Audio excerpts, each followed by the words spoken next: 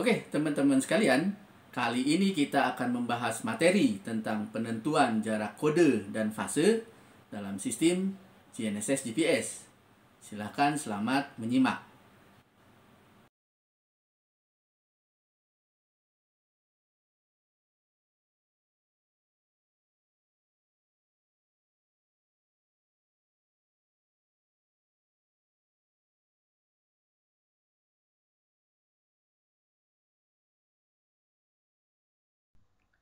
Oke, teman-teman sekalian, seperti kita ketahui terkait dengan penentuan jarak dari satelit ke pengamat ya dalam sistem GNSS GPS, itu ada dua cara ya. Yang pertama itu nanti terkait penentuan jarak kode, yang kedua penentuan jarak fase ya. Nah, sekarang kita akan bahas satu persatu. Kita mulai dari penentuan jarak kode ya. Seperti apa pembahasannya? Nah, ini kita lihat.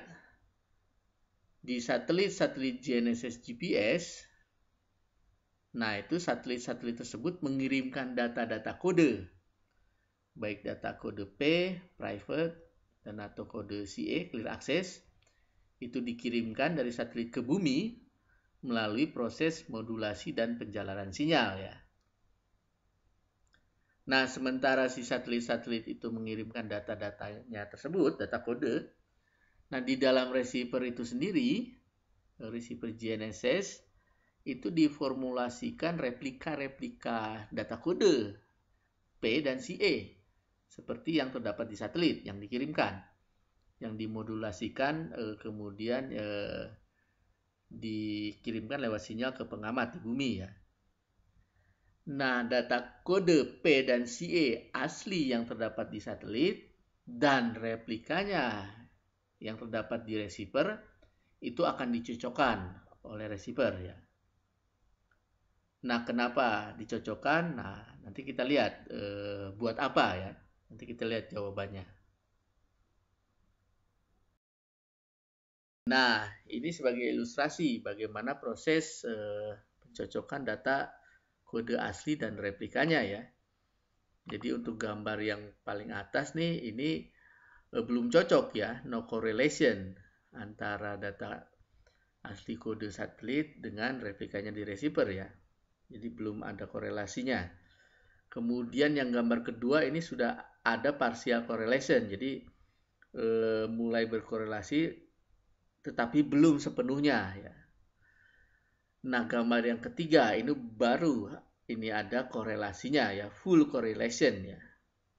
Jadi sudah cocok antara data asli kode yang dikirimkan oleh satelit dengan replikanya yang ada di receiver. Ini sudah cocok. Nah, dengan masing-masing kode yang unik, maka proses cocoknya data kode asli dengan kode replikanya, nah ini akan terjadi satu kali saja ya, proses cocoknya.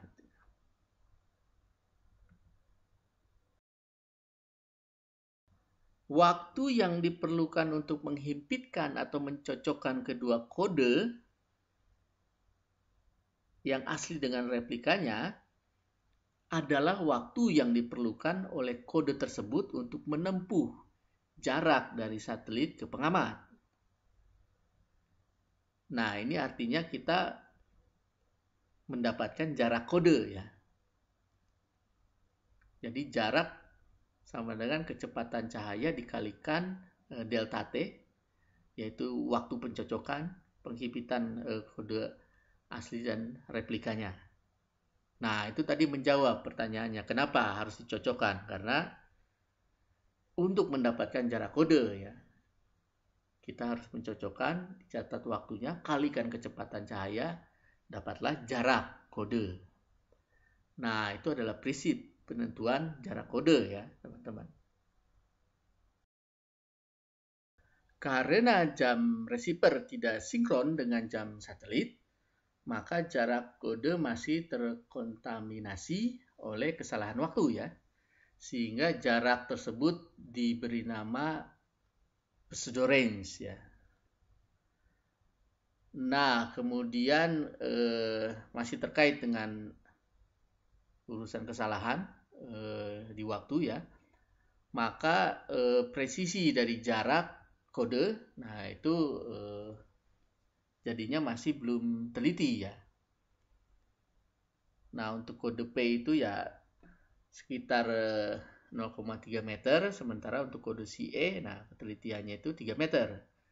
Nah dari ketelitian jarak seperti ini, nanti ya ke posisinya juga sama, akan memberikan ketelitian seperti yang tera ini ya. Jadi untuk kode P ya di level submeter, kemudian kode CA ya sekitar 3 meter. Itu konsekuensinya ya dari pseudo range.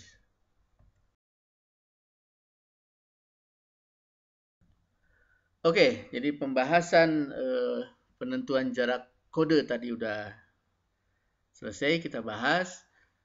Nah, kita akan masuk ke penentuan jarak fase ya, pembahasan penentuan jarak fase. Nah, seperti apa pembahasannya?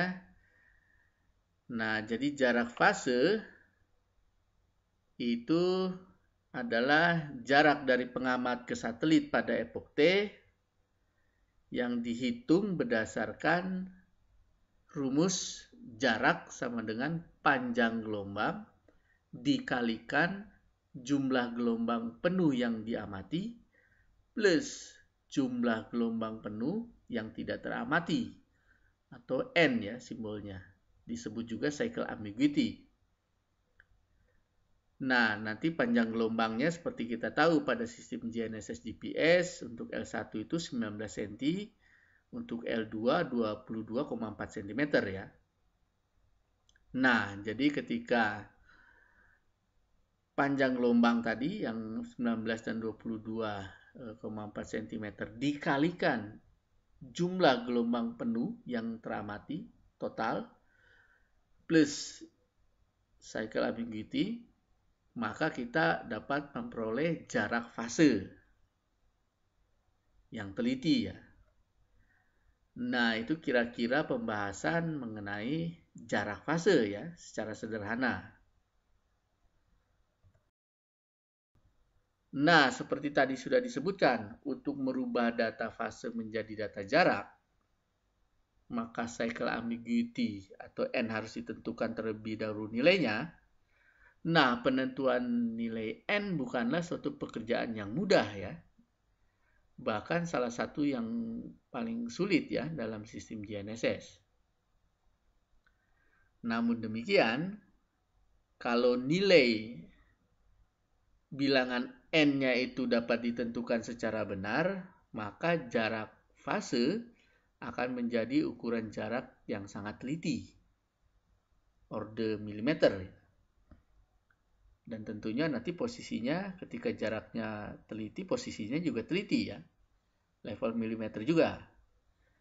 Nah, nantinya dapat digunakan untuk aplikasi-aplikasi penentuan posisi teliti ya, order milimeter, sentimeter.